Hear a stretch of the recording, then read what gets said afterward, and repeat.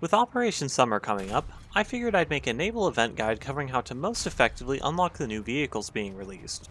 This isn't a review for the event vehicles themselves, however I will be reviewing those vehicles once I have access to them. These are just my opinions and recommendations, so if you have a different style that works for you, go for it. To cover the event, first we have to go over the rules and requirements of it. For Naval, the stars can only be completed with vehicles at Tier 2 and above. A star can be obtained by achieving 3 of the 5 available tasks in a 2-day period. Getting 5 stars directly unlocks the Flecha P493, while getting 10 stars grants a coupon for the Maxim Gorky.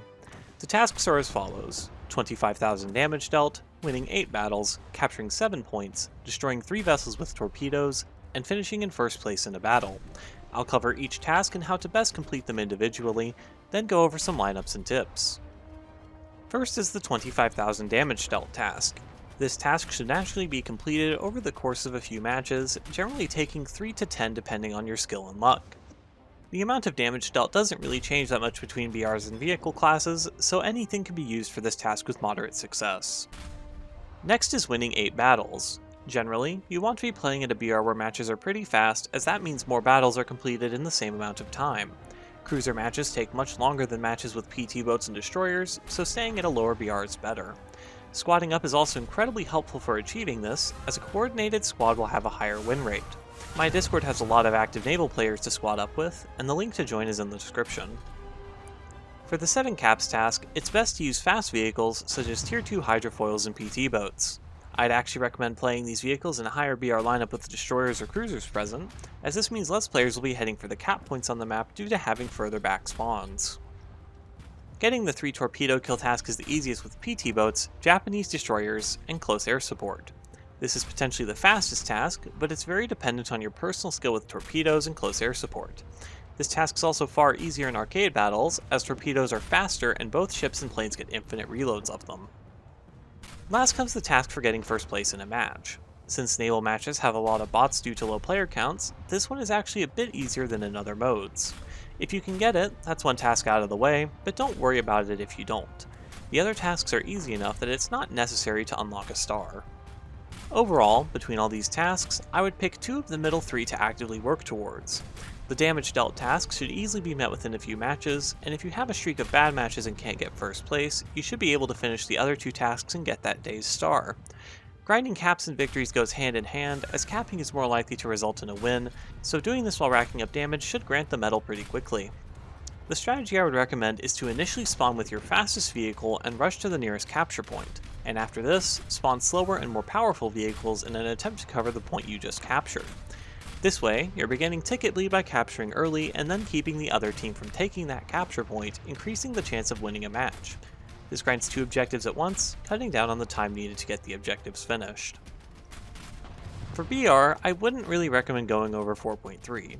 Matches get significantly longer once cruisers are present, meaning it's difficult to grind cap points and wins.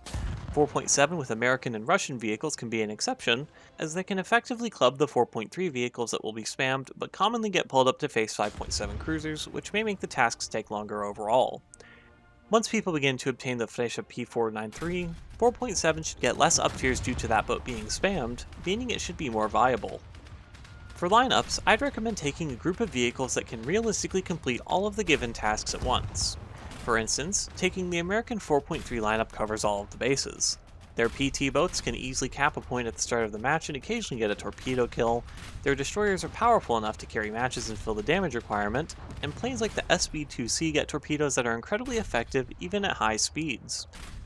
Playing with a lineup like this can quickly rack up points in all of the available tasks, meaning that you can work on all of them at once.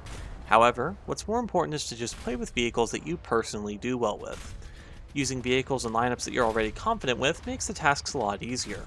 If you're trying to use a vehicle and not doing well with or enjoying it, just swap it out for something you're more comfortable with and play that way. For specific vehicles, there are a few that I would recommend. Vehicles that already perform well like the Fletcher, Brooklyn, Mogami, and Sverdlov are useful for getting first place in a match or dealing a lot of damage. The Moskva is the best destroyer for capping since it has an incredible 80 km/h top speed, meaning that you can get those pesky open ocean cap points that a PT boat may struggle to reach without dying. The PT-811 from Operation Frost is great for both capping and getting torpedo kills, since it can go up to 102 km per hour and has some of the best torpedoes in the game. All three PR-206s in the Albatross are great for getting caps, as they're overwhelmingly powerful against other small vessels while also being fast enough to reach the caps. The BTD-1 and AM-1 have multiple torpedoes, meaning they can rack up torpedo kills more consistently than other planes. For vehicles to avoid, anything with poor anti-air weaponry will be a poor choice due to how planes will be spammed harder than ever. Slow vehicles like the LCS-L3 and flak barges do well for dealing damage, but will struggle to reach cap points, meaning they might struggle for both caps and wins depending on the map. Cruisers beneath 5.7 will also almost constantly be up-tiered, and they struggle to do much at all against 5.7s, so I'd recommend against using them entirely. Overall, it's best to just choose a few objectives and grind towards them with whatever vehicles you're best with personally. Good luck with your event grinds. I'll be grinding for both boats myself, and if you see me in a match, don't be afraid to say hey. Thank you for watching. Don't forget to like, comment, and subscribe for more naval content.